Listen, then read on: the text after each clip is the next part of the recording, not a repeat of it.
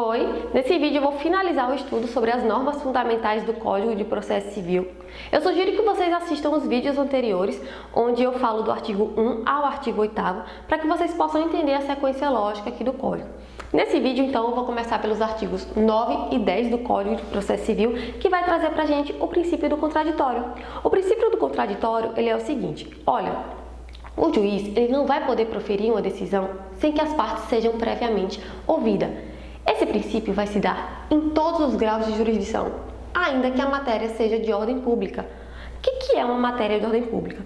A matéria de ordem pública é aquela matéria que é de interesse social. É aquela matéria em que o juiz ele vai poder decidir de ofício, sem que haja um prévio requerimento das partes, sem que haja um requerimento expresso das partes. Isso vai estar disposto no artigo 10. O artigo 10 ele diz: o juiz não pode decidir em grau algum de jurisdição com base em fundamento a respeito do qual não se tenha dado às partes oportunidade de se manifestar, ainda que se trate de matéria sobre a qual deva decidir de ofício. Mas aí a gente pensa, se é uma matéria que o juiz pode decidir de ofício, né, sem que haja requerimento das partes, por que então que as partes elas devem se manifestar? Porque aqui, gente, a gente parte do pressuposto de que as partes elas vão ter informações sobre todos os atos processuais. Isso para que elas possam se manifestar, para que elas possam se defender e assim zelar pelo efetivo contraditório. Só que aqui a gente tem que ter um cuidado em relação ao artigo 9º. O artigo 9º ele vai falar pra gente sobre a hipótese de contraditório diferido ou postergado. O artigo 9 ele vai dizer: não se proferirá decisão contra uma das partes sem que ela seja previamente ouvida. O disposto no caput, ou seja, o princípio do contraditório, não se aplica a tutela provisória de urgência, as hipóteses de tutela de evidência previstas nos artigos 11, inciso 2 e 3 e a decisão prevista no artigo 701.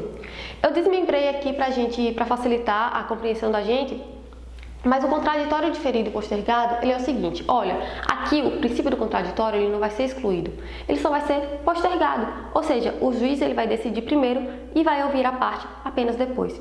E as hipóteses em que isso vai ser possível vão estar no artigo 9º. Vamos ter uma tutela de urgência, duas tutelas de evidência e o caso da ação monitória quando evidente o direito. Não precisam se preocupar em saber tudo isso aqui no momento, eu vou fazer um vídeo depois acerca das tutelas, acerca da ação monitória. Aqui a gente só tem que saber que nesses casos o contraditório ele vai ser diferido, ele vai ser postergado. O juiz vai decidir primeiro, a parte vai ser ouvida depois. Eu vou dar aqui um exemplo de tutela de urgência só para vocês entenderem a lógica aqui da coisa, do porquê o juiz só vai ouvir a parte depois. Digamos que João tem uma doença muito grave e ele precisa de um determinado tratamento, de um tratamento específico. E se ele não fizer esse tratamento, o pior pode acontecer, ele pode vir a óbito. Só que o plano de saúde nega a cobertura daquele tratamento. João, desesperado, entra na justiça e fala: juiz, pelo amor de Deus, eu preciso desse tratamento, senão eu posso falecer, eu posso vir a óbito. Então o juiz ele vai deferir a tutela de urgência. Ele vai dizer: ok, faça o tratamento, plano de saúde, cubra o tratamento do João. E apenas depois o plano de saúde terá a oportunidade de se manifestar. Né? Só um exemplo para ilustrar o porquê que esse contraditório ele vai ser diferido. E aí, no artigo 11, a gente vai ter o princípio da publicidade. O princípio da publicidade, ele rege, né, o processo civil, é que os atos processuais, eles serão públicos, né, serão todos públicos, a não ser em casos que necessite do segredo de justiça, né, onde somente as partes, os advogados, os defensores, eles vão ter acesso aos atos do processo.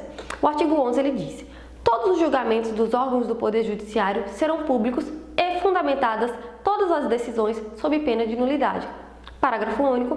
Nos casos de segredo de justiça, pode ser autorizada a presença somente das partes, de seus advogados, de defensores públicos ou do Ministério Público. E aí, finalizando essa parte, né, dos direitos fundamentais, a gente passa para o último artigo, que é o artigo 12. O artigo 12 vai tratar sobre a ordem cronológica dos processos. Aqui é o seguinte: se eu entro com o processo primeiro que João, o meu processo vai ser julgado primeiro que João. Só que aqui o artigo 12 ele vai dizer que essa ordem cronológica ela é preferencial, ou seja, se ela é preferencial, ela não é obrigatória. O artigo 12 ele diz: os juízes e os tribunais atenderão preferencialmente à ordem cronológica de conclusão para proferir sentença ou acórdão. Como eu disse, preferencialmente. Por quê? Porque vão existir casos em que a ordem cronológica ela não vai ser seguida. E vão existir outros casos em que eles estarão sempre na frente. Eles serão sempre julgados primeiro. Eu trouxe aqui a lista das exceções dos casos em que a ordem cronológica não vai precisar ser seguida. A gente vai começar aqui com a primeira, que são as sentenças. 3 tipos de sentenças. A primeira sentença é a sentença proferida em audiência, a segunda são as sentenças homologatórias de acordo e a terceira são as sentenças de improcedência liminar do pedido. Isso está no parágrafo 2º, inciso 1 do artigo 12. Então, nesse caso aqui, esses 3 tipos de sentença não vão precisar seguir a ordem cronológica. Vamos explicar aqui a lógica do porquê. Primeiro caso, vou dar um exemplo. Sentenças já proferidas em audiência. Digamos que eu entro com um processo contra Maria com um único pedido. Eu quero danos materiais porque Maria destruiu o muro da minha casa. Eu junto prova, eu boto documento, boto foto, o meu direito está evidente, eu tenho direito àquele ressarcimento. E aí, na própria audiência, o juiz já afirma o entendimento dele. Não, de fato, Isadora, você tem direito sim ao ressarcimento, você tem direito sim aos danos materiais que Maria lhe causou. Qual o sentido do juiz deixar para julgar esse processo depois? Qual o sentido dele jogar lá na última fila, lá no último lugar da fila? Dele esperar julgar 20, 30 processos antes desse, se ele já pode proferir já naquela audiência? Então, nesse caso, não precisará seguir, então, a ordem cronológica. O juiz já pode dar sentença ali mesmo. Segundo exemplo, no caso de sentenças homologatórias de acordo, é que nas audiências, às vezes, as partes elas conseguem chegar num consenso, elas conseguem ter um acordo e o juiz só precisa homologar aquele acordo. Então também não faz sentido jogar no último lugar da fila, o juiz já pode homologar ali mesmo. Terceiro caso, terceiro exemplo, sentenças de improcedência liminar do pedido. Isso aqui vai estar mais explicadinho lá no artigo 332 do Código de Processo Civil, caso vocês queiram dar uma olhada. Mas eu vou dar um exemplo. Digamos que eu entro com um processo e o meu pedido contrarie uma súmula do STF ou uma súmula do STJ. O juiz ele vai declarar minha petição inicial improcedente de cara. Eu não preciso ser citado, eu não preciso jogar lá para o último lugar da fila. O juiz já julga logo improcedente de cara. Segunda hipótese, então, que não vai precisar seguir a regra cronológica, são os de julgamento de processo em bloco para aplicação de tese jurídica firmada em julgamento de casos repetitivos. Então, digamos que o STJ ele tenha firmado um entendimento sobre determinada lei em determinado caso concreto. E aí o juiz percebe que tem diversos casos, diversos processos sobre esse mesmo caso concreto, sobre essa mesma aplicação dessa lei. Então ele já pode fazer o julgamento desses processos em bloco, Nesse caso também não vai precisar seguir a ordem cronológica.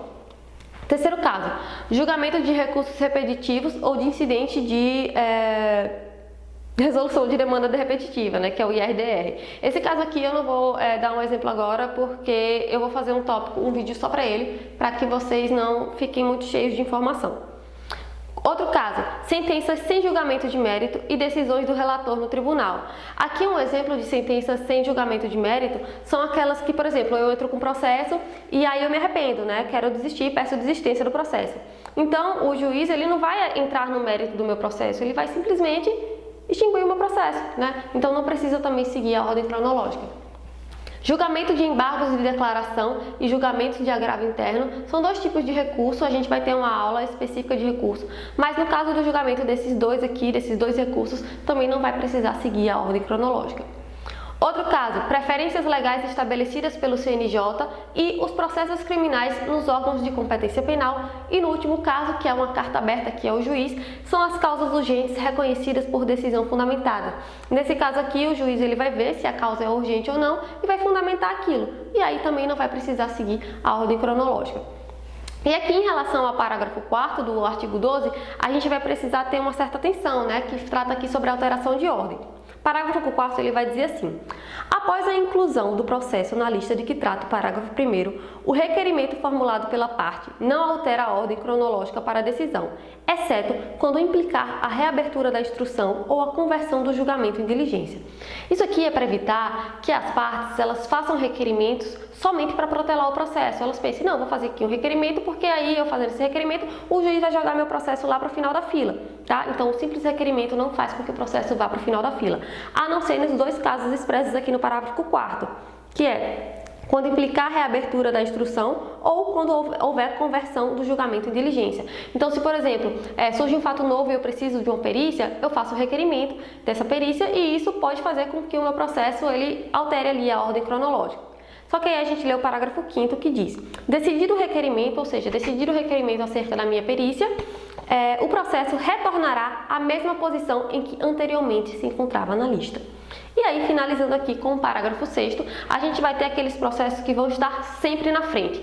Quais são eles? Os processos com sentença ou acórdão anulado. A gente dá um exemplo aqui daqueles juízes aposentados que acabam assinando sentença. Então, esse processo, essa sentença é nula. Então, nesses casos, né, em que o processo com sentença ou acórdão anulado, eles vão estar sempre na frente, eles serão julgados sempre primeiro.